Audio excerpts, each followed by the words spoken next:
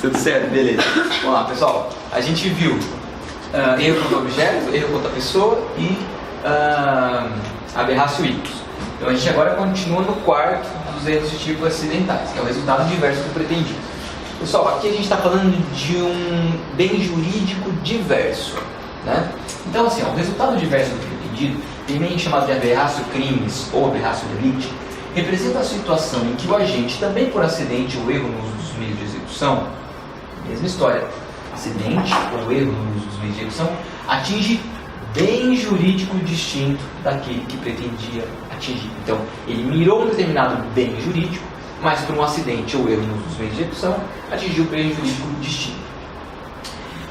Enuncia o artigo 74 que, fora dos casos do artigo anterior, erro na execução, quando por acidente ou erro no uso ou erro na execução do crime, sobrevém resultado diverso do pretendido, o agente responde por culpa, se o fato é previsto como crime culposo.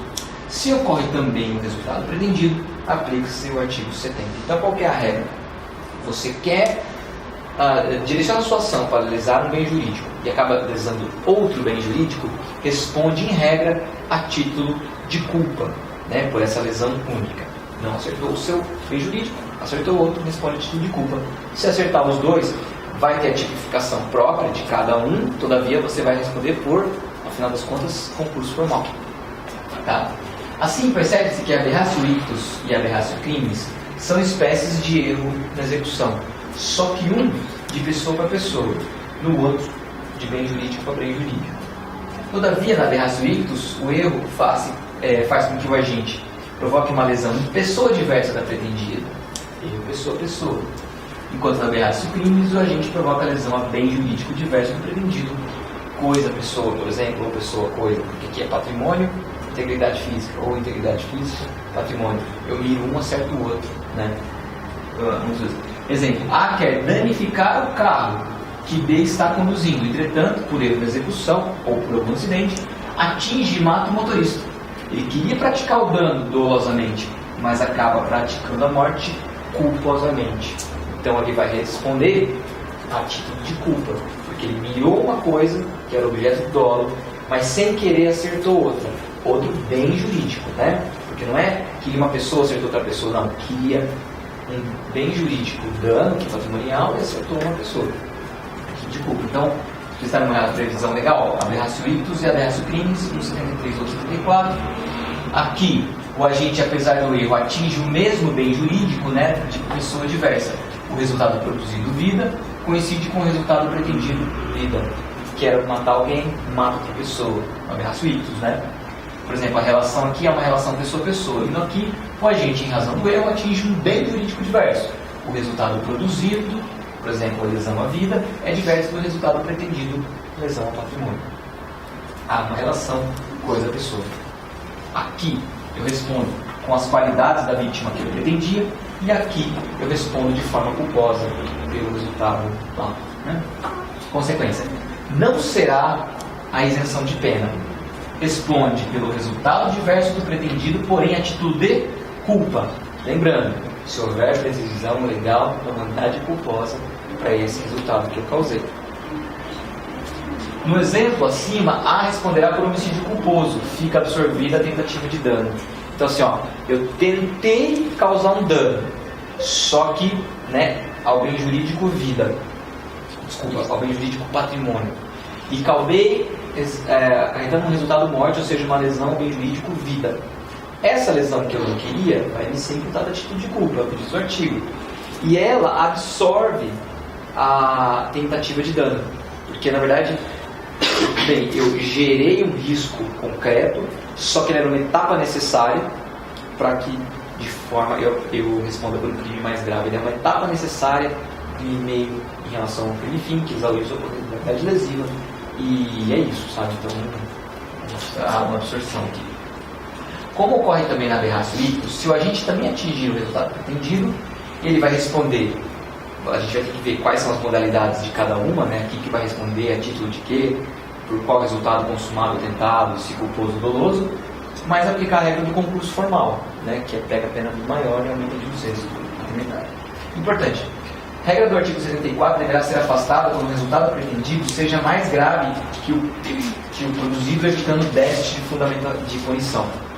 Porque, gente, o artigo diz, é bastante claro, e o exemplo que eu dei é bastante claro, que eu tentei praticar um dano ao patrimônio, que é um crime menos grave, e acabei, sem intenção, produzindo um resultado mais grave, que é o dano à vida, né? E, portanto, eu respondi a título de culpa com a absorção desse crime do crime. Mas se fosse o contrário, gente, se o que eu quisesse era lesar um bem jurídico mais relevante, a vida, e acabasse praticando um dano de forma culposa, imagina se acontecesse isso. Não aconteceram dois resultados, um só. O que o artigo está dizendo? Eu respondo pelo resultado, a título de culpa, porque eu não queria, e ele absorve o meio. Imagina, eu tentei matar alguém, não consegui, pratiquei um dano a título de culpa. Primeira coisa, o dano é punível na modalidade culposa? Não. O artigo fala, eu vou responder só pelo resultado ocorrido a título de culpa. O dano não é punido a título de culpa. Então, pelo dano eu não responderia. E a tentativa de homicídio seria absorvida pelo dano, então eu não responderia por nada. Absorveu e de lá eu respondo. Seria um déficit muito grande. Então, quando eles falam assim, quando existe uma maior gravidade nesse crime meio, ou seja, naquilo que eu queria, a gente vai pensar de uma outra forma. A gente vai pensar em uma tentativa de homicídio. Aqui, né, só... Quer ver? Mais pra frente. Aqui, ó.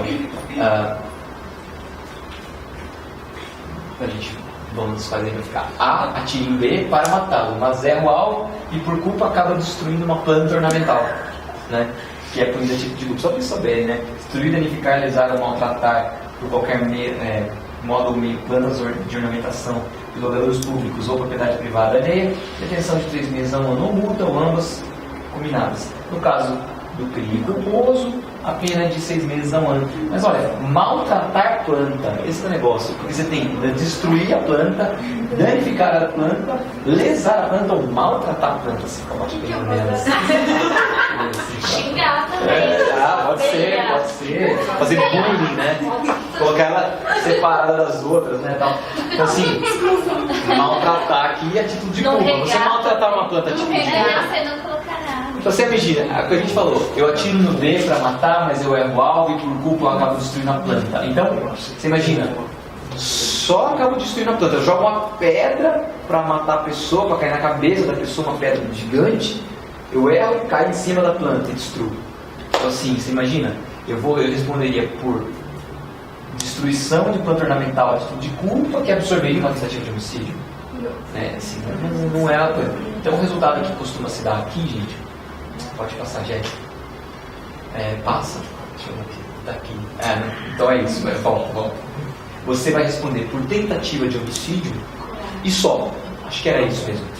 Então, tentei matar a pessoa e causei uma destruição de planta a título de culpa. Digamos, eu respondo. Tem gente que até vai achar que... Bom, se eu pratiquei os dois resultados, aqui eles vão falar assim, bom, você tentou praticar um homicídio, então aqui, tentativa de homicídio, e ali por destruição culposa da planta. Os dois você vai responder em concurso formal. Então, resultado culposo de destruição de planta vai ser imputado no C, porque é uma unidade complexa, mais tentativa de homicídio, só que com a regra do concurso formal. Pega mais grave, calcula 1/6. Só que esse 1/6 não pode ser maior do que a própria pena da planta, que é tipo de culpa que é baixa, né? Então, está entendendo, gente? Então, em síntese, os erros que nós temos, né? Erro sobre objeto, pessoa, erro na execução, diverso pretendido e tentativa. Resultado diverso pretendido e resultado produzido. Pessoal, no erro sobre objeto, eu quero atingir uma coisa, mas pego coisa diversa. Quero o relógio dourado, o de ouro, mas pego o dourado. Coisa diversa. No erro sobre a pessoa, quero atingir uma pessoa, mas atingir uma pessoa diversa. No erro da execução, eu quero atingir uma pessoa, mas também atingir outra pessoa diversa. É que aqui eu represento o mal, aqui eu só, por acidente, eu erro no uso dos meios. Aqui, no resultado diverso pretendido, eu pretendo atingir uma coisa e atinjo uma pessoa. Então, eu respondo por esse resultado a título de culpa, que absorve esse crime meio aqui, de coisa. Mas se o que eu pretendo é mais grave, eu pretendo atingir a pessoa em relação e atingir uma coisa, eu respondo por tentativa em relação à pessoa, certo? Lógico, se eu também atingir o resultado, eu vou responder por unidade complexa. E aí, portanto, tentativa em relação a um, crime culposo em relação ao outro, aplicando a regra do concurso formal. Pessoal, erro sobre o nexo causal. Então, assim, ó, esse é o quinto e último, esse também não possui previsão legal. E aí é o seguinte, trata-se da situação em que o resultado desejado se produz, mas com nexo diverso de maneira diferente da planejada pelo agente, certo? Então, aqui é o seguinte, eu quero produzir um resultado mesmo e pratico toda a conduta, mas eu quero produzir a partir de um determinado nexo de causalidade. Só que aqui o resultado é produzido, só que por outro nexo de causalidade. Só que como o dolo permeia toda a conduta e o agente de fato pratica o tipo objetivo de modo a produzir o resultado, embora ele erre sobre o nexo, esse não é um dado tão relevante. E, portanto, ele acaba respondendo a título de dolo pelo resultado. Só que não tem previsão legal. Por isso o Rogério fala, quando não tem previsão legal, a gente precisa pensar que às vezes as soluções que são mais favoráveis ao agente, e a gente precisa pensar nelas. Vamos pensar assim, tem duas espécies disso aqui. O erro sobre o nexo causal em sentido estrito e o chamado dolo geral ou aberratio causae. Geralmente nas perguntas de prova eles vêm para você dissertar, falam assim, o que é aberratio causae? Bom, aberratio causae é uma das espécies de erro de tipo acidental que mantém a punibilidade do agente, né, porque o agente, se soubesse do erro, consertaria a ação e faria, mas que não é suficiente para, como erro de tipo essencial, isentar o agente de pena ou punir a título de culpa. No erro de tipo, no aberratio causae, o que a gente tem é um erro quanto ao nexo de causalidade, embora esse não seja um dado essencial para efeito de imputar o resultado a conduta do agente, porque ele causou objetivamente e tinha essa intenção, ainda que por um outro nexo. Só para distinguir essas duas, Jéssica, o erro sobre o nexo causal em sentido estrito, ele ocorre quando o agente, mediante um só ato, uma diferença meio boba, mas um só ato provoca o resultado visado, porém com um outro nexo de causalidade.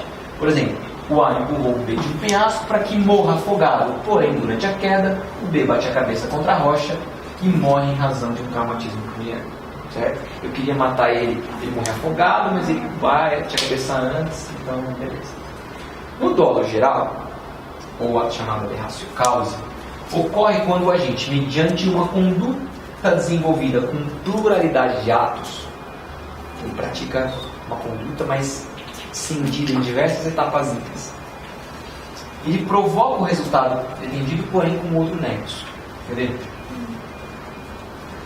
Em outras palavras, o agente desenvolve sua primeira conduta movida pelo dolo de um determinado resultado. Ao esgotar essa primeira conduta e acreditando que o resultado já ocorreu, ele desenvolve uma nova conduta, acreditando estar numa fase de exaurimento do crime, né? Uma fase que já não é mais relevante para efeito de consumação, porque o resultado já consumou. Só que nessa etapa, quando em verdade foi essa segunda conduta a causadora do resultado, em ambas condutas, o agente incorre em erro e o dolo de resultado permeia toda a ação. Veja, A atira em B, primeiro ato, e imaginando que B está morto, joga seu corpo no mar, só para se livrar do corpo, vindo B a morrer por afogamento. Lógico que, pode passar, né? A consequência, você punição do agente por um só crime, que é o princípio unitário, né? Tudo decorre de uma mesma conduta, desejado desde o início, a título, por exemplo, acima, homicídio consumado, a título de dolo, né? Aqui, considerando-se, aliás, o nexo ocorrido e não o pretendido. Porque, na verdade, eu queria que ele morresse pelo tiro, mas ele acabou morrendo de afogamento quando eu joguei no penhasco. Eu achei que já tinha consumado, aí eu pratico um ato de dar tiros e eu acredito que eu matei o sujeito, que tirou e caiu. Então eu fiz, agora eu vou só jogar o corpo na água. Na verdade, a água que matou. Aí, nesse caso, ele responderia por homicídio, por ocultação de cadáver? Então, poderia ser muitas vezes a ocultação do cadáver se de fato dele foi a intenção de se livrar do corpo de fato. Então, mas nesse caso não. Mas às vezes ele poderia assim, Às vezes, por exemplo, a vítima não está morta, sabe? E aí você fala assim, só vou arrastar, pega o corpo e joga. Aí no que ele joga, bate a cabeça. Aí não responde por ocultação. Não, porque nesse caso não teve ocultação. Uma... Joga, a pessoa bate a cabeça, sei lá. Seria aqueles casos que mata e tenta simular o acidente. Pode até ser. A pessoa não morreu. Porque na verdade ela não morreu, talvez depois... Tipo o caso da Isabela. Então, só que no caso da Isabela Nardoni é diferente. Ali é diferente disso aqui. Porque é o seguinte, olha o que acontece. Vamos supor que a madrasta da Isabela, como é que ela chamava? Esqueci o nome. Ana Carolina, mas era Nardoni também, né? A outra era sim, tá. O que ela fez? Isso. Vamos supor que, num acesso de raiva, e não querendo matar a vítima, ela, sei lá, esgana, ou fica brava, ou bate muito forte, e a vítima desmaia. Né? Ela não queria matar, queria ou dar um tapa muito forte, ou esganar, lógico, num acesso de raiva, num acesso de fúria, sabe-se lá o que deveria ter acontecido. Mas imagina que num acesso de raiva, sem intenção de matar, ela pratica um ato, e a menina, por ser muito frágil, desmaia. Imagina que assim, ela desmaia e ela fica numa condição tal, e ela, num ato de desespero, acredita que estava morta. Então assim, a intenção não foi matar quando ela, tudo bem, estrangulou, bateu para a menina desmaiar, mas não era. A intenção inicial, aqui era inicial. Mas era um resultado previsível. Mas calma, ela fez uma coisa e a pessoa caiu. Então, até aí, digamos, vamos supor que a vítima não tivesse morrido. Ela responderia por quê? Por lesões corporais. Leves, graves, gravíssimas. Até aí sim, certo? Se a Isabela tivesse morrido nesse momento, o homicídio seria culposo. Porque ou lesões leves, dolosas, né? E se isso se desenvolver para um homicídio, o homicídio seria imputado a tipo de culpa, porque vamos supor que não era intenção matar, né? Beleza. Não teve dolo inicial de morte. Não é um erro sobre o nexo de causalidade. Porque vamos supor que ela num desespero fala, puxa, o que eu vou fazer? Vou simular que a menina estava brincando e caiu. Aí ela cata o corpo e joga. Mas ela joga só para simular a morte, mas ela já acreditava estar numa situação de cadáver. Ou seja, houve aí um erro. Um erro de tipo, que exclui o dolo. Então, ela joga, vamos supor que ela acreditasse que tivesse morto, ela joga, né, e pratica aí um homicídio culposo. Aí sim a pessoa morre, mas é culposo. Então, digamos assim, no primeiro momento, se ela pratica uma lesão corporal, ela pratica um ato com lesão corporal e a vítima desmaia, certo? Lesão corporal leve, grave ou gravíssima, que era a intenção. Aí, estando em erro e acreditando que já estivesse morta porque estava numa situação de desespero, não teve aquela cautela de verificar se estava morta ou não, joga. Aí a pessoa morre. Mas não teve a cautela, mas exclui dolo, você vai imputar atitude de culpa. Você mata a pessoa, atitude de culpa. Porque você não sabia da elementar, digamos assim, que ela estava viva. Se soubesse, talvez você responderia por homicídio doloso, né? Mas veja, lesão corporal seguida de homicídio culposo. Aplica, você pode até aplicar, se em outro contexto, pode fazer o cúmulo material, né? Um contexto ou uma continuidade delitiva, sei lá. Mas você teve uma lesão corporal no primeiro momento, um homicídio culposo no segundo momento, entendeu? É diferente de você ter o dolo desde o início. Se ela tivesse o dolo desde o início de matar estrangulando, e a vítima desmaia e fala, beleza, tá morta, vou simular que ela se jogou e jogo, aí eu posso alegar a aberração causa. Certo, é uma distinção relevante. Por quê? Porque na aberração causa o dolo permeia toda a conduta desde o início, desde o primeiro ato, do ato inicial, que não dá causa à morte, e do ato final, que de fato é a causa da morte, embora eu tenha acreditado que a morte tenha ocorrido desde o primeiro. Entendeu? O Juarez Lima dos Santos, ele fala o seguinte: ele acha que, primeiro, existe um tal que ele chama de princípio do desdobramento, que é o seguinte: ele acha que o dolo, gente, tem que ser aferido nos momentos das condutas. O aberração e causa não tem previsão no código expressa. Então ele fala, o dolo tem que ser avaliado a cada momento. Então pensa, se eu pratico uma conduta, segundo ele, de morte, né? Uma ação tentando te matar, e você não morre, é tentativa de homicídio até aí. Se depois eu, induzido em erro, pratico um ato que venha a causar tua morte, ele acha que é homicídio culposo. Então são dois crimes, ele acha. Ele acha que primeiro você responde por tentativa de homicídio, porque o dolo tem que estar concomitante à ação.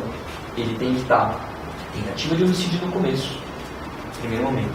E se no segundo momento você age com um falso conhecimento da realidade achando que a pessoa está morta, você responde por um homicídio imprudente, culposo. Porque o dolo tem que ser aferido exatamente no momento da conduta, até porque não há previsão, esse aberração causa não tem uma previsão expressa no código, né? Esse negócio do dolo permear toda a ação é uma construção que a doutrina fez a partir da teoria finalista, mas não tem um regulamento expresso. Agora, o Rogério fala o seguinte, bom, vamos fazer então o que for melhor para o réu, já que não tem previsão, é aquela regra. Como já alertamos no erro sobre objeto, não havendo previsão legal, parece mais acertado e justo o juiz, na dúvida, considerar o nexo mais favorável ao réu, aquilatando o caso concreto. O agente vai ser punido pelo crime praticado, mas considerando o nexo desejado ou o realizado, sempre o mais benéfico. Imaginemos que um nexo gera qualificador, enquanto o outro permite a figura simples. Então o Rogério acha que por não ter previsão, ou aplica a solução do Jorecirino, que é verificar o dolo em cada ato, concomitante ao ato, ou aplicar o dolo geral, né? Porque às vezes aplicando o dolo geral você não vai ter qualificadora, né? Ele fala assim, no caso do Rio, eu tento matar uma pessoa normal, homicídio simples, mas a pessoa não morre, aí eu jogo o corpo no rio, ela morre por afogamento, sei lá, asfixia, é uma qualificadora, mas não tinha dolo, previsibilidade daquilo, porque eu achei que já estava morto. Então, se eu não tenho dolo da qualificadora, ou seja, se eu não tenho o objetivo de fazer com que a pessoa morra daquela forma, causando aquele especial sofrimento, que é o sofrimento da asfixia, e eu não posso responder por aquele resultado porque eu tive o dolo dele. Então seria um simples. O que o Rogério fala é, pega as duas soluções, trate o crime como se fosse o Jorecirino, tentativa de homicídio e homicídio culposo. O outro, homicídio doloso consumado, mas com a qualificadora. Vê qual que é, ou sem a qualificadora, vê qual que é o mais favorável e você vai ter que aplicar o réu, porque diante da ausência de previsão legal, é isso que o juiz tem que fazer na dúvida. Certo? Bom, erro de tipo, questões complementares. Alguma dúvida, gente? Erro de tipo essencial e erro putativo por erro de tipo. Gente, isso aqui vou deixar, vai estar no material de vocês. Eu vou só completar e vou mandar. Eu peço que vocês leiam isso aqui. Né? Pode passar aqui, você vai aquelas figuras à volta, né, Jéssica? Uma das figuras que pode colocar. Erro de tipo e competência para processo. Pessoal, a gente vai entrar no processo penal. O erro de tipo é matéria de direito penal, sem previsão do Código de Processo Penal, e, portanto, sem interferência na competência para julgamento. Portanto, a competência é determinada pela vítima efetiva, real, e não pela vítima pretendida STJ. Por quê? Gente, competência é matéria de processo penal, certo? E tem as regras. Foro competente é do lugar do resultado, vai para a esfera federal se for praticado contra bem, patrimônio, autarquia federal e tal. Então a ideia essa regra de erro de tipo, essas coisas todas, interferem no direito penal, não no processo penal. Então, por exemplo, se eu mato um agente federal, um agente de polícia federal, e isso de alguma forma é um dano, não vou dizer o patrimônio, é um interesse federal, né? Se eu mato um delegado federal não sabendo dessa qualidade, eu não sei que ele é um delegado federal, ou um agente federal, mato essa pessoa. Eu achava que ele era um comum. Então, eu não tinha dolo de praticar ato contra um agente federal. Mesmo assim, vai para a Justiça Federal, porque o resultado foi morte de alguém, de um agente federal, né, e que, portanto, atrai a competência federal. Aqui, portanto, em termos de competência, é determinado pela vítima efetiva, porque essas regras de erro de tipo dizem respeito ao direito material, não ao direito processual. No direito processual, a gente vai ver o que de fato aconteceu, né? desloca ou não a competência de acordo com os critérios do 109 da Constituição. Erro de subsunção. Não há previsão legal desse erro. Ocorre quando a gente decifra equivocadamente o sentido jurídico do seu comportamento. Pessoal, um pouquinho mais para frente, passando aí. Não se confunde com erro de tipo, pois não há uma falsa percepção da realidade. Não se confunde com erro de proibição, pois o agente sabe da ilicitude do seu comportamento. Nesse erro de subsunção, o agente sabe da realidade, sabe que o caráter é ilícito. Então não há por que não responder. O que ele erra é uma certa interpretação equivocada. Quer ver? Exemplo 1. A pratica uma falsificação de um cheque. Ao ser interrogado, ele afirma que ignorava que cheque é documento equiparado ao documento público. Ele responde por falsificação de documento público. A ideia é, ele sabia que ele estava falsificando um cheque, que a lei diz que é equiparado ao documento público, então, portanto, a pena mínima é 2 anos no mínimo. Né? E ele sabia que é errado. Agora, saber de uma filigrana jurídica dessa não é relevante para esse fim. Ele sabia das limitadas de falsificar documento, né? E sabia do caráter ilícito. Portanto, esse nível de detalhamento, que não está entre esses 5 que a gente colocou, não é relevante para efeito de não punir. Né? Jurado solicita vantagem indevida e ignorando sua condição de funcionário público. Ele responde por corrupção passiva. Ele fala, mas eu não sabia que era funcionário público. Pô, mas você sabia que não podia corromper, né? Solicitar dinheiro para julgar direito de outro, e você sabia que isso era ilícito. Então, assim, o tipo penal no qual você vai incidir, assim, não importa tanto, ou essa qualidade, não é funcionário público, isso não é tão relevante, isso não está naquelas 5 regras que a gente falou. Mas isso não deve ser considerado, entendeu? Às vezes os réus vêm com essa defesa, e às vezes na prisão, eles mesmos, né, que são os advogados deles, né, eles se baseiam nisso, esse critério. E a hora que a gente esclarece para ele o contrário, que aí que a coisa cai, né? Por isso é importante ter um advogado para esclarecer para ele quais são os critérios adequados e relevantes e quais são as consequências. Né? E aí é isso.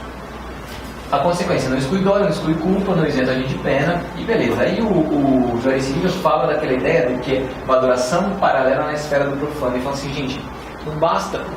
A lei não pode exigir que as pessoas leiam o código para, né, punir ou não as pessoas.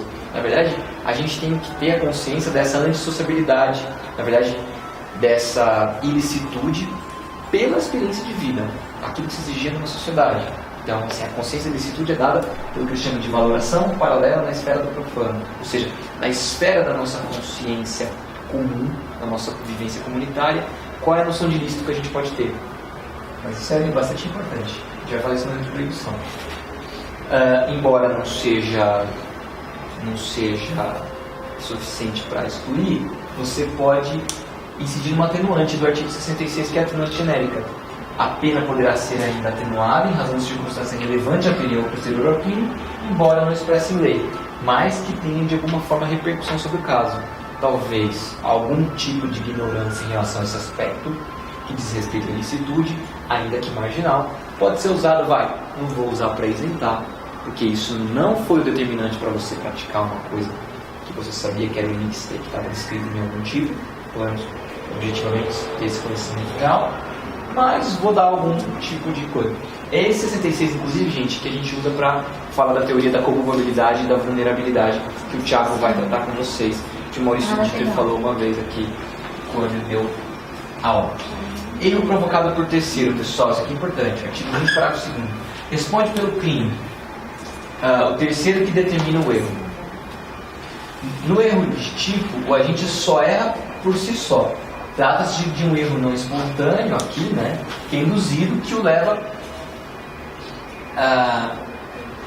à prática do delito, né? É um erro provocado.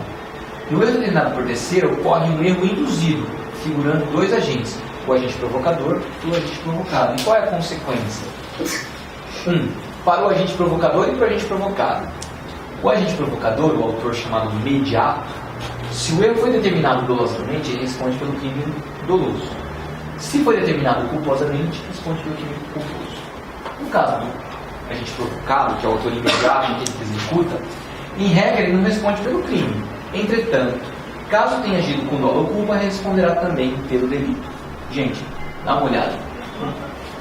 um médico, com a intenção de matar um paciente, induz dolosamente a estar uma dose letal ao enfermo. O médico, que é o autor imediato, aquele que induziu a pessoa em erro, ele vai responder por homicídio doloso. Enquanto que a enfermeira, a autora imediata, em regra, fica isenta de pena, porque ela agiu sob comando, né? Uma coação moral, não é coação moral, mas obediência hierárquica, obediência ao médico, né? Na verdade, ela ignorava o fato, ela está cumprindo a ordem que era o papel dela. Fica isenta de pena, salvo se demonstrada a negligência dela, hipótese que será responsabilizada de culpa. Pensa o seguinte, gente. Então, duas coisas. Primeiro, no erro provocado de terceiro, quem responde pelo crime é o agente que induziu a pessoa em erro. E quem foi induzido em erro não responde por nada. Essa é a regra. Quem induziu em erro vai responder por dolo ou por culpa? Depende se agiu com dolo ou culpa. Então, o médico agiu com dolo, ele tem que matar o paciente e o enfermeiro. Mas o médico pode responder por culpa quando ele é negligente no tratamento. Por exemplo, ele não está nem prestando atenção, a enfermeira está falando assim: doutor, o paciente tal, o senhor fulano está tomando tal medicação, o que eu tenho que dar para ele? E ele está viajando, não está prestando atenção, não está fazendo nada e tal. Vamos supor que ela também não viu isso, né? Fala, dá tanto. E ele fala isso pensando que ela está falando de um outro paciente, sabe? Ele não está nem prestando atenção, está para outro paciente, né? Se ela erra na dose, erra por indução dele. E por que errou por indução dele? Porque ele foi negligente em não prestar atenção no que ela estava falando.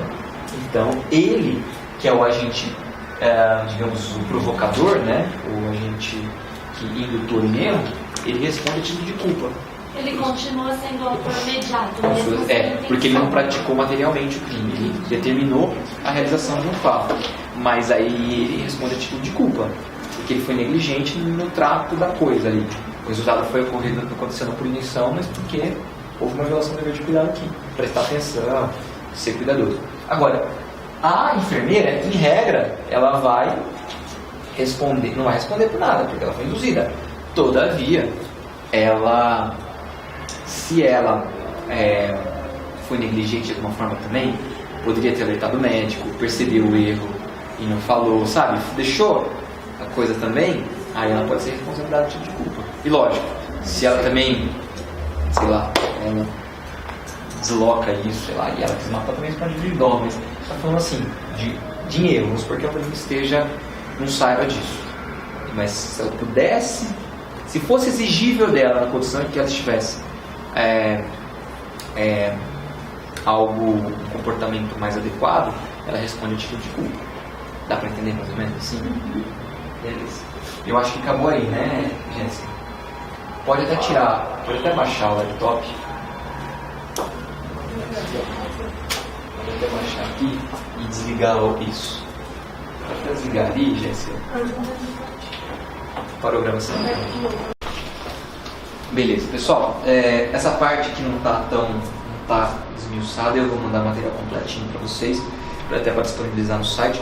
Então, eu vou falar sobre erro de proibição agora, assim, alguns detalhes pontuais e a gente vai matar, mas eu vou passar o material completo para vocês. Pessoal, a gente vai falar agora do erro de proibição e a gente tem que lembrar que a gente tem que voltar na estrutura do crime, né?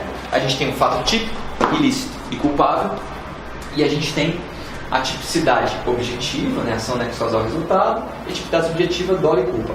Na tipicidade conglobante, que eu também vou mandar esse material para vocês, a gente trabalha, a Bruna até falou, né, assim, eu vi que ela perguntou, né, o professor falou, eu falei só muito ano passado, mas só para passar para vocês novamente, é o seguinte, a tipicidade conglobante trabalha com a seguinte ideia: a tipicidade penal é composta por tipicidade legal e tipicidade conglobante. Tipicidade legal é a adequação do fato à norma, a forma como está descrita. E a tipicidade conglobante é composta pela tipicidade material mais antinormatividade. A tipicidade material nada mais é do que o que a Bruna conceituou como antijuridicidade material, que é lesão ou perigo de lesão ao bem jurídico, ou seja, uma lesão relevante a bem jurídico tutelado. Portanto, é o que a gente chama de tipicidade material, a lesão, é o resultado jurídico, né? Então é você causar significativamente uma relevante lesão ao bem jurídico. Mais a antinormatividade, ou seja, a conduta não ser fomentada ou justificada pelo ordenamento jurídico. E aqui as causas de justificação estão incluídas. De modo que, se estiverem presentes as causas de justificação, o fato é atípico, né? Não é só assim que ele é típico, mas não é antijurídico. Não, ele é atípico porque você congloba a antijuridicidade na tipicidade. Certo? Então, a tipicidade conglobante do Zaffaroni é a tipicidade, voltando, né? É você chamar tipicidade penal dividida em duas categorias. A tipicidade legal, que é a descrição objetiva da conduta, do tipo, mais tipicidade conglobante. Tipicidade conglobante, entendida como tipicidade material, que é a relevante lesão ao bem jurídico, né? E aqui a significância está aqui, né? Se não tiver lesão relevante não tem tipo. E a antinormatividade, que é o fato da conduta não ser fomentada ou justificada pelo ordenamento jurídico. E, portanto, você traz as causas de justificação para análise típica, de modo que, se não houver uma causa de justificação, se houver uma causa de justificação presente, o fato sequer é típico. Isso é tipicidade conglobante. Eu poderia colocar no quadrinho aqui, mas eu vou mandar até o material, vai ficar melhor. Beleza, isso é o tipo penal. Ilicitude, o juízo de tipicidade, portanto, é um juízo objetivo de adequação da conduta ao tipo objetivo, mais a lesão ao bem jurídico. Antijuridicidade é um juízo de contrariedade do fato à norma. E a culpabilidade é um juízo de reprovabilidade que recai sobre a conduta do agente que praticou um injusto tipo. Ok. Elementos da culpabilidade: imputabilidade, ou seja, capacidade de entender o caráter ilícito e agir de acordo com esse entendimento, né? Critério biopsicológico. Potencial consciência de ilicitude e exigibilidade muito diversa. A gente vai trabalhar com a potencial consciência de ilicitude. Pessoal, só para dizer o que está dito no artigo 21, diz assim: o desconhecimento da lei é inexcusável. Beleza. O erro sobre a ilicitude do fato, se inevitável, isenta de pena. Se evitável, poderá diminuí-la de 1 a 2/3. E aí no parágrafo único ele diz assim: mas quando que vai ser evitável ou inevitável? Considera-se evitável o erro se o agente atua ou se omite sem a consciência de ilicitude do fato, quando lhe era possível, nas circunstâncias do fato, ter ou atingir essa consciência.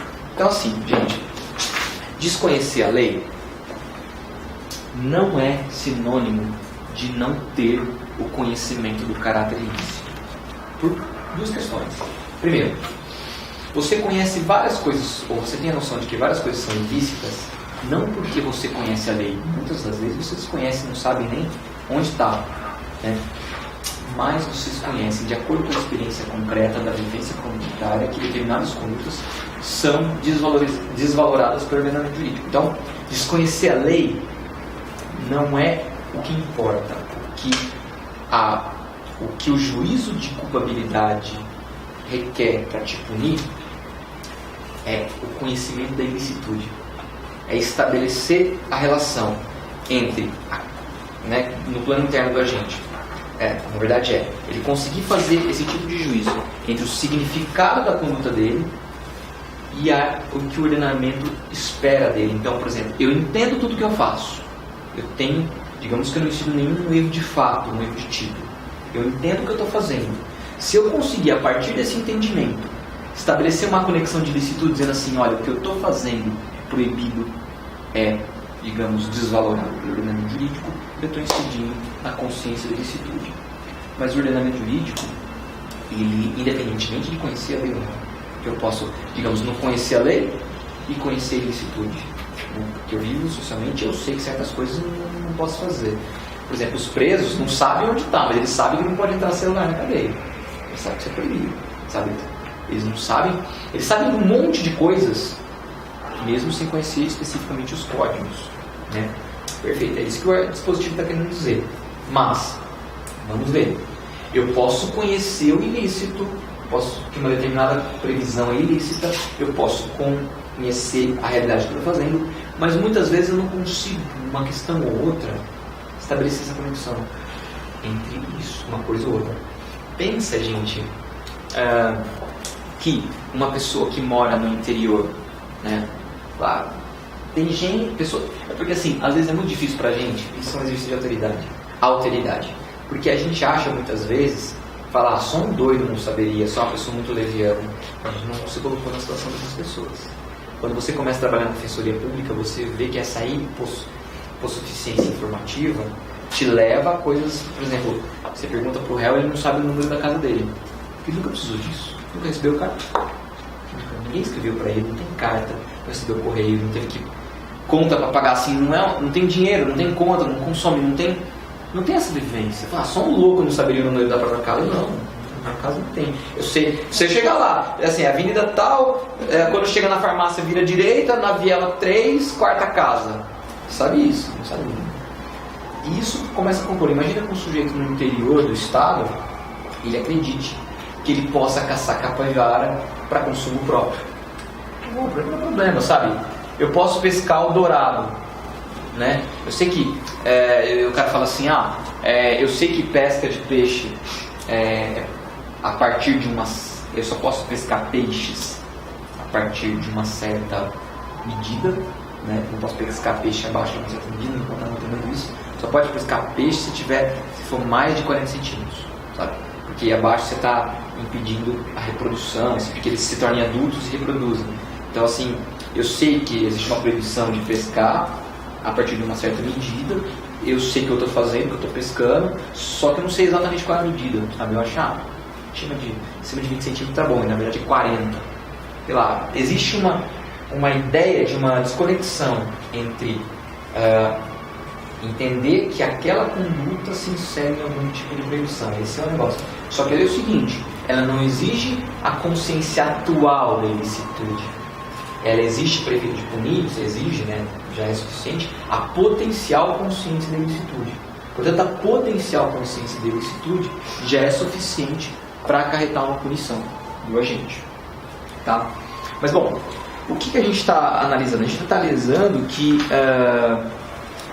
o erro de proibição incide na terceira etapa, que é a etapa da culpabilidade, certo? E quando tem esse erro de proibição direto, a gente tem as espécies dos erros, né? O que o agente erra, ele erra sobre o conteúdo do proibido, né? O conteúdo proibitivo da conduta que ele está praticando. Na verdade, ele não conhece esse conteúdo proibitivo, ou ele conhece mal, ou ele não consegue compreender o verdadeiro significado.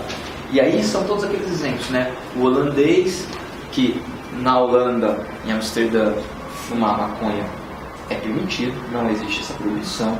Ele entra numa agência de turismo que tem fotos de pessoas ali se divertindo, com um cigarrinho e tudo mais. Ele acredita que aquele cigarrinho abarca o cigarrinho de maconha dele, e ele atraca diretamente no Rio de Janeiro, vai pra praia, e acredita que aquilo é um comportamento, né? A questão é saber se esse desconhecimento, essa impossibilidade de estabelecer uma conexão entre o que ele faz e a ilicitude da norma era evitável ou inevitável. Porque se for evitável, de fato assim, ele não conhecia, né? Vai ser punível porque a lei fala, você não conhecia, mas você poderia conhecer, né? Você poderia conhecer porque na verdade eu me contento só com a potencial consciência da ilicitude. Portanto é uma análise normativa, é um juízo de reprovabilidade, é um elemento normativo. Não é um elemento do dolo, né? Não é uma consciência atual. A lei não fala isso, ela é um critério normativo, é um juízo de reprovação da conduta. Fala, você tinha potencial consciência da ilicitude, se você fosse um pouquinho mais cauteloso, assim como no erro de tipo, né? Se fosse um pouquinho mais cauteloso, você saberia que fumar maconha no Rio de Janeiro é ilícito. Vou te punir? Vou, mas vou haver uma redução de 1/3 a 2/3, de acordo com essa capacidade que você tinha no caso concreto de saber do caráter ilícito. É um juízo bastante subjetivo, é difícil. Eu sei que a gradação é bastante complicada. Até em dúvida pro réu. Fala, em dúvida você, né, coloca a redução máxima. Mas eu acho que é uma coisa difícil. É um critério que o Thiago talvez explore com vocês nas aulas dele. Mas, se esse erro for invencível, ou seja, Se ele se esforçasse e mesmo assim não conseguiria saber, imagine que vocês vão trabalhar, gente, no mercado financeiro. Imagine que vocês vão trabalhar sendo advogados do Banco Central. Imagine que vocês vão trabalhar, não é como advogado, você é o agente do Banco Central, né? Em que você tem uma miríade, uma infinidade de regras, né? A regulação, imagina a regulação do sistema financeiro, regulação do sistema monetário, em que você tem milhares de normas e assim, você sabe o que você está fazendo e tal, mas você fala, olha, se me perdoe, eu sabia o que eu estava fazendo, mas eu não sabia que isso aqui era ilícito. Eu não sabia que esse tipo de operação era ilícito. Não sabia, não tinha como saber diante das miríades de normas e da constante rotatividade das normas. Pensa assim, eu fico pensando numa ideia dos crimes financeiros que tem essa complexidade maior, né? Ou de um administrador público municipal que não tem uma assessoria jurídica de qualidade naquela cidade e acaba praticando crimes assim, por desconhecer, às vezes, a lei de licitação nos seus pormenores, né? Aí se você verificar, mas era um erro invencível, vencível, como é que ele poderia saber ou não? Aí sim, você reduz, mas eu acho que não é uma situação. Quanto mais você complexiza o direito, mais você pode começar a vislumbrar situações dessas. Os exemplos aqui são muito pueris, né? Então, assim, o holandês, o sujeito, o Sinta dá um exemplo, né? O agente que pratica, não tem a consciência de que ele não pode praticar relações sexuais com uma pessoa, uma mulher que tem deficiência mental, sabe? Porque também ela não tem aí o desenvolvimento mental, sabe? São exemplos bastante assim, de laboratório, porque eu vejo exemplos práticos que o agente público não sabe fazer. Ele fala, olha, isso aqui eu posso ou não posso? Posso renovar esses contratos? Por isso que a AGU, você imagina, eu posso renovar esses contratos de plano de saúde com os meus servidores, adiantando verba da União. Eu já ouvi um dia me foi um agente federal, um órgão, estava me contando toda uma situação embaralhada dessa. Ele fez uma consulta para a AGU fez toda uma análise minuciosa e concluiu que não, você não pode. Se você fizer isso, você está praticando um ato que é equiparado a adiantamento ilegal, despesa, quer dizer, portanto, ele deu a ele a consciência da ilicitude, aí ele parou. Mas assim, não tinha, você não sabia que isso aqui não podia, até estava ajudando o pessoal, né? Então, é isso. Ok. Um dos erros, se excusável, portanto, a falta de consciência da ilicitude. Se excusável, isenta de pena. Se inexcusável, reduz de 1/3 a 2/3. Agora, gente, o que eu preciso que vocês saibam? Isso é o erro direto. Agora, o que é o que cai, que é o importante vocês saberem, que é o que eu quero que vocês levem dessa aula. É o erro de proibição indireto, certo? Esse erro recai sobre a existência e os limites de uma causa de justificação. Ele é chamado de erro de permissão, certo? Pessoal, é o seguinte, imagine que um sujeito acredita que se encontra respaldado por uma situação de legítima defesa. Bom, pensa, o que é a legítima defesa em geral? A legítima defesa pressupõe uma agressão injusta e uma reação, uma retorção imediata e proporcional a essa agressão injusta, utilizando moderadamente dos meios necessários. Ok. Você tem duas questões aqui. Você tem uma questão fática, que é, no caso concreto, análise de realidade, percepção de quem é a suposta vítima. Você acredita que está numa situação de legítima defesa, mas você não está. Que é aquele caso que a gente já falou, erro de tipo permissivo por erro de fato. A excludente putativa por erro de tipo. Que é, numa situação concreta, de fato, você acredita que o teu desafeto está vindo te matar e você mata ele antes. Na verdade, ele não ia te matar, ele estava vindo contra você por acaso e queria pegar um celular no armário. Então você errou, de fato, sobre uma circunstância que é agressão injusta. O que é isso no erro de tipo? E nós vimos que esse erro de tipo vai excluir o dolo. E ele vai ser punido a título de culpa se fosse exigível dele, que no caso concreto tivesse mais cuidado em se cercar da situação, para verificar se de fato é uma agressão real ou não, né?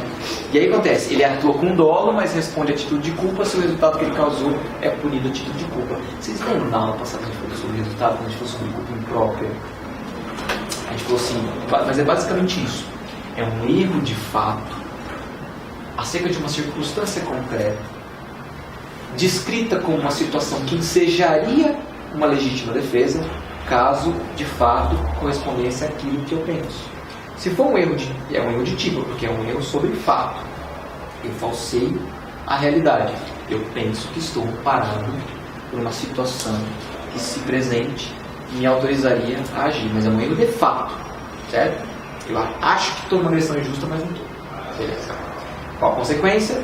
Exclui o dolo e eu respondo a título de culpa, se houver previsão legal de culpa e se me foi exigido, no caso concreto, ter mais cautela. Porque se não foi exigido de mim, eu errei, mas eu tinha percepção porque o cara mata todo mundo, porque o cara é perigoso, porque o cara já me jurou de morte e estava no beco escuro e eu encontrei com ele depois no bolso.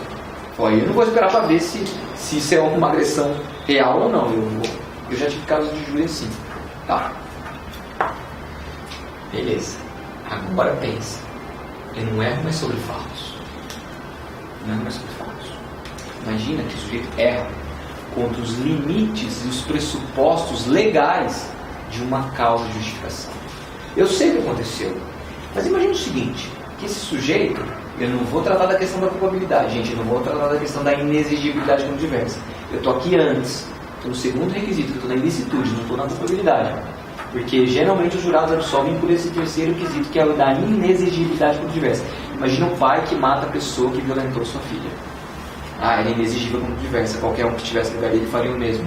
Esse é o raciocínio, portanto é inexigível como diversa. Ok, mas isso é culpabilidade, eu não estou aqui, eu estou antes, porque a gente tem que primeiro analisar a tipicidade, depois a injuridicidade e depois a culpabilidade. Eu estou na ilicitude ainda.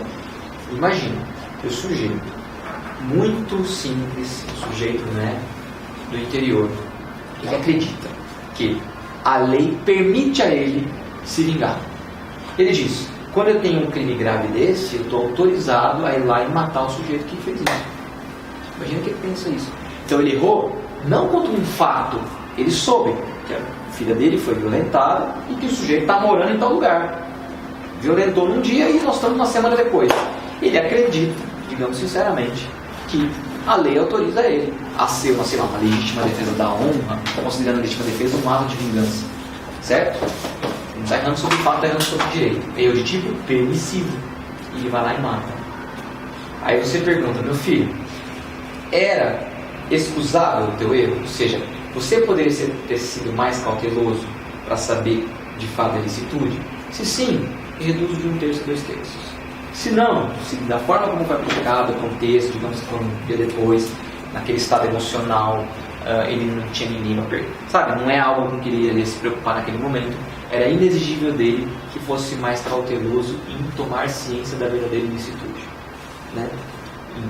Aí você entende como inexcusável e isenta ele de pena. Mas você entendeu? Que um dos erros, o erro de fato, é erro de tipo. O erro sobre a caráter ilícito é erro de proibição. Isso é o que diz a teoria limitada da culpabilidade, que é o que a gente adota. Está no nosso código, artigo 20, parágrafo 1. Certo? É o que a gente adota. Porque antes, a teoria extremada da culpabilidade entendia que tudo era erro de proibição. Tinha que ser tratado como um erro sobre a ilicitude. Certo? Era isso que eu queria. Existe só uma última questão, que é um erro de tipo fundamental, que ele fala sobre nos crimes homicídios próprios ou impróprios. É sobre a questão, sobre o dever de agir, né? Porque nos crimes homicídios, eu não causo o resultado está sendo causado por um curso causal paralelo, e na medida em que eu tenho o dever de evitar o resultado, se eu não o evito, eu respondo pelo resultado não porque eu o causei fisicamente, mas por um nexo de imputação. Porque a lei atribui a minha responsabilidade por isso, porque eu devia e podia agir e não o fiz. Né? Mas pensa, que os aforismos dá um exemplo. Pensa o seguinte, uma coisa é eu achar que eu não sou garante. Outra coisa é eu achar que mesmo sendo garante eu não tenho dever. Imagina o seguinte, eu estou lá e eu causo sem querer um incêndio numa floresta. Eu jogo um cigarro e eu causo. No cerrado, né? Eu causo lá. O que acontece é o seguinte, que o código fala, quando eu dou causa a um risco, eu me torno garantidor e tenho o dever de evitar os resultados. De modo que esse curso causal que eu inaugurei, embora não intencionalmente, se eu dei causa ao risco, eu respondo pelos resultados que ocorreram lá. Desde que eu pudesse, eu devo, desde que eu possa conhecesse o risco concreto e pudesse agir para evitar o resultado. Perfeito. Imagina, gente, que o agente, uma coisa é ele não saber que ele deu causa. Imagina assim, que ele está passando, joga um cigarro e ele continua andando, começa um fogo, né? A gente vê um fogo e ele não sabe que foi ele que deu causa a isso. Então, ele desconhece uma circunstância fática que lhe ensejou o papel de garante, que lhe atribuiu o dever de evitar os outros resultados, de salvar as pessoas que estavam por ali, né? E, portanto, é um erro de fato. A gente cai naquela ideia do erro de tipo. Exclui o dolo, pune por culpa, se... não isenta de pena. Não, mas aí, assim, você tem que ver se o erro de tipo é excusável ou inexcusável da forma como a gente colocou aqui. Eu lembro de um caso que ficou bem famoso, professor, que eu fiquei muito indignada, assim, que foi de uma moça, passou muito na televisão, ela foi pular de bungee jump, ela estava com um instrutor que ela havia contratado.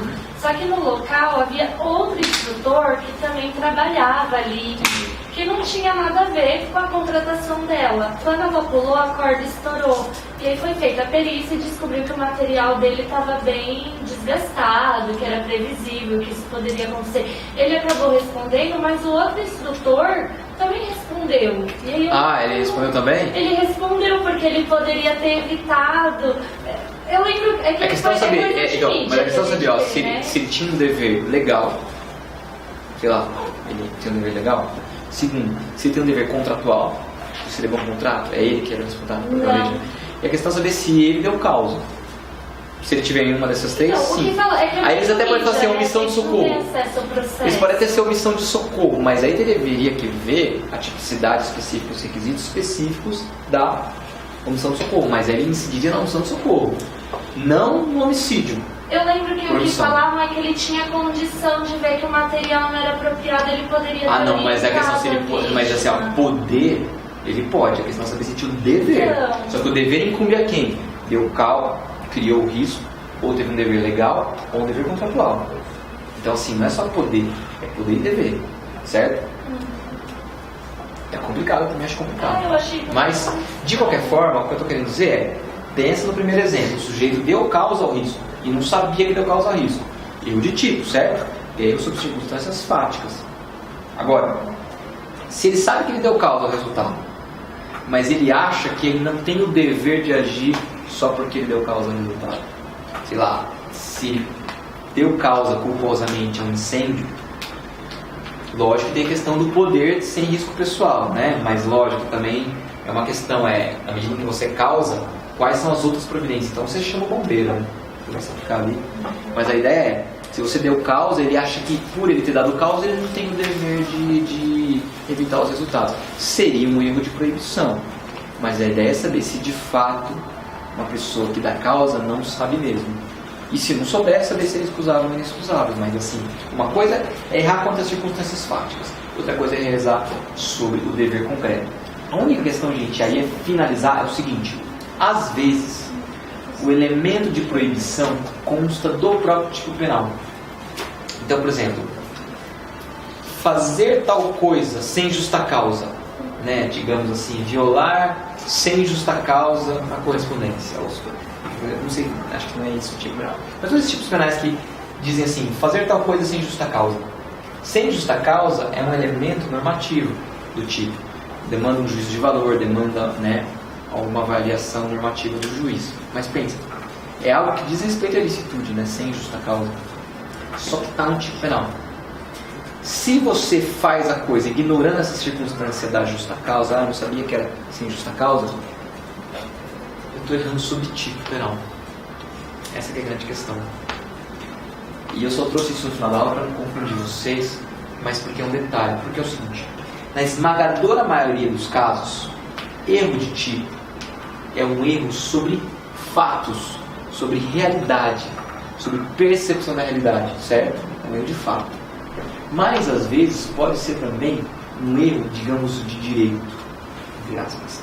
porque é um erro sobre uma elementar normativa, mas não uma elementar descritiva de fatos, mas uma elementar normativa como sem justa causa ou o conceito de alguma A norma coisa. penal em branco. A norma penal em branco. Tipo, o tráfico. A gente tem que saber na portaria quais são as drogas que a gente não pode portar. Isso. Seria mais ou menos isso. Mas aí, seria mais ou menos. Mas eu acho que aí seria mais um erro. Aí seria mais um erro até de fato, que seria uma descrição, né, Débora? Descrição da maconha em si, né? O fato da maconha. O fato não sei o quê. Né? Mas seria mais, por exemplo, essas questões como sem justa causa, que dizem mais respeito a esse âmbito de normatividade e elemento normativo. Nisso também é erro de tipo, embora pareça muito com uma questão de proibição, comando concreto. Se ele estiver íncito no tipo, é um erro de tipo.